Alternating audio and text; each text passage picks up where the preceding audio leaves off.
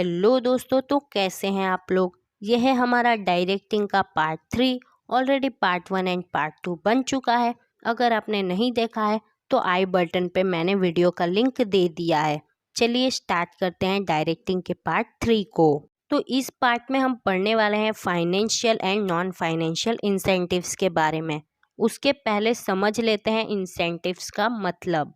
तो इंसेंटिव्स का मतलब बहुत ही ज़्यादा सिंपल है। जब बिजनेस अपने वर्कर्स को इंस्पायर करती है ताकि वो जिस हिसाब से काम कर रहे हैं उसी हिसाब से काम करते रहें, इनफैक्ट उनका एफिशिएंसी और भी ज़्यादा बढ़ जाए, उसी इंस्पिरेशन को हम कहते हैं इंसेंटिव्स। अब ये इंसेंटिव्स दो टाइप के होते हैं। पहला होता है फाइनेंशियल इंसेंटिव्स, दूसरा होता है नॉन फाइनेंशियल इंसेंटिव्स। अब ये फाइनेंशियल इंसेंटिव्स क्या होता है, तो देखिए, ओनर्स यानी कि बिजनेस के जो मालिक होते हैं, अगर वो अपने बिजनेस में प्रोग्रेस करते जा रहे हैं और उनका एटीट्यूड भी बहुत अच्छा है, तो वो लोग क्या करते हैं कि अपने स्किल्ड और प्रोफिशिएंट एम्प्लॉयज़ को कुछ इनाम देने का सोचते हैं। उसी को कहते हैं फाइनेंशियल इंसेंटिव्स। और ये जो फाइनेंशियल इंसेंटिव्स हैं, ये स्किल्ड एंड प्रोफिशिएंट एम्प्लॉयज़ के लिए तो एकदम वरदान जैसा ही होता है, क्योंकि उसकी वजह से उनका एंथुजियाज्म बढ़ जाता है, उनका करेज बढ़ जाता है, उनका सेल्फ कॉन्फिडेंस बढ़ जाता है एंड उनकी एफिशिएंसी भी बहुत ज़्यादा बढ़ जाती है। अब देखते हैं कि ओनर उन्हें आखिर क्या क्या इनाम देता है। तो सबसे पहला है प्रॉफिट शेयरिंग। जब बिजनेस में बहुत ज़्यादा प्रॉफिट हो जाता है, यानी कि जब सरप्लस प्रॉफिट हो जाता है, तो उसके पीछे दोनों का हाथ होता है, ओनर का भी एंड वर्कर का भी। तो ओनर क्या करता है कि उस प्रॉफिट का कुछ हिस्सा वर्कर को in the form of money में दे देता है। मतलब वो उन्हें सैलरी तो देता ही देता है, लेकिन साथ में प्रॉफिट का कुछ और हिस्सा भी दे देता है। उसी को कहते हैं प्रॉफिट शेयरिंग।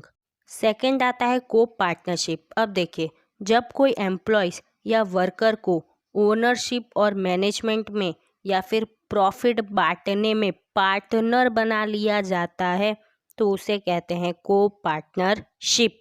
आखिर उन एम्प्लॉयज़ को पार्टनर क्यों बना लिया गया? क्योंकि मे बी वो बहुत अच्छे से काम कर रहे होंगे, तो उन्हें पार्टनर बना दिया गया है। तो ये भी एक तरह से उन्हें इनाम ही दिया गया। थर्ड आता है प्रमोशन। अब देखिए, कोई पर्सन अगर बहुत अच्छे से काम कर रहा है तो उसका पोजीशन बदल दिया जाता है। उसे लो लेवल के पोजीशन से हटा के हाई लेवल के पोजीशन पे बिठा दिया जाता है। उसे कहते हैं प्रमोशन। तब उसके पावर्स भी बढ़ जाते हैं, उसकी रिस्पॉन्सिबिलिटीज़ भी बढ़ जाती है, ड्यूटीज़ भी बढ़ जाती हैं, लेकिन सैलरी भी बढ़ती है। फोर्थ आता है बोनस। अब देखिए, प्रॉफिट जब बिजनेस को हुआ तो उसके पीछे दोनों हकदार होते हैं, वर्कर्स भी एंड ओनर्स भी। तो जब ओनर उस प्रॉफिट का कुछ हिस्सा वर्कर को दे देता है, उसे कहते हैं बोनस। आपको प्रॉफिट शेयरिंग एंड बोनस में कंफ्यूज नहीं होना है। प्रॉफिट शेयरिंग में क्या होता था, जब हमें ज़्यादा प्रॉफिट होता था और उसमें से हम कुछ हिस्सा वर्कर को देते थे, तो उसको कहते थे प्रॉफिट शेयरिंग। पर यहाँ पर तो जितना प्रॉफिट होता है उतना ही हुआ, तो भी वर्कर को कुछ हिस्सा दिया गया। फिफ्थ आता है कमीशन। अब देखिए, जो भी वर्कर्स या जो भी एम्प्लॉयज़ सेल बढ़ाते हैं, यानी कि वो लोग सेल की कैटेगरी में काम कर रहे हैं, सेल बढ़ा रहे हैं, जितना सेल होता है उससे ज़्यादा ही उन लोगों ने सेल करवा दिया, तो उनके जो ओनर्स होते हैं, उनके जो बॉस होते हैं, उन्हें कमीशन देते हैं। सिक्स्थ आता है प्राइजेस।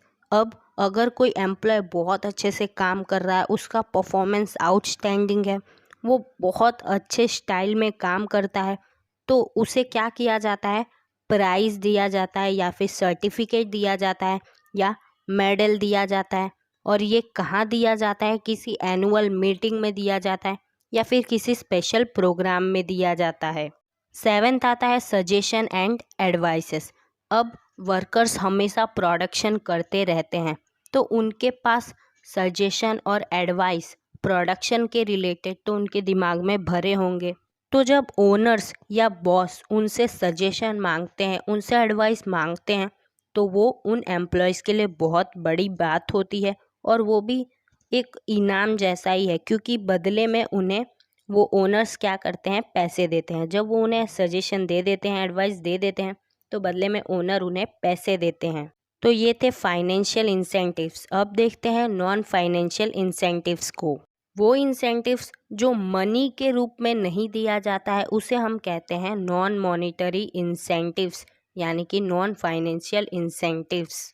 सबसे पहला आता है सिक्योरिटी ऑफ एम्प्लॉयमेंट। एक एम्प्लॉय के लिए सैलरी ही ज़रूरी नहीं होता है, उसके लिए उसकी जॉब ज़्यादा ज़रूरी होती है।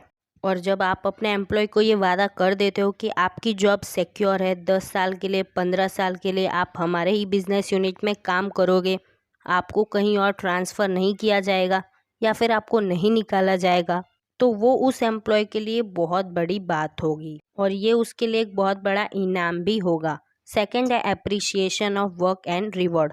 अब जो एम्प्लॉयज़ ज़्यादा ही प्रोडक्शन कर रहे हैं और अपने दिए गए टाइम पे कर रहे हैं और उन्होंने कॉस्ट भी बहुत कम लगाया है, बहुत अच्छे से जब वो लोग प्रोडक्शन कर रहे हैं, तब जो बॉस होते हैं, जो ओनर्स होते हैं, उन्हें अप्रिशिएट करते हैं, उन्हें रिवॉर्ड देते हैं।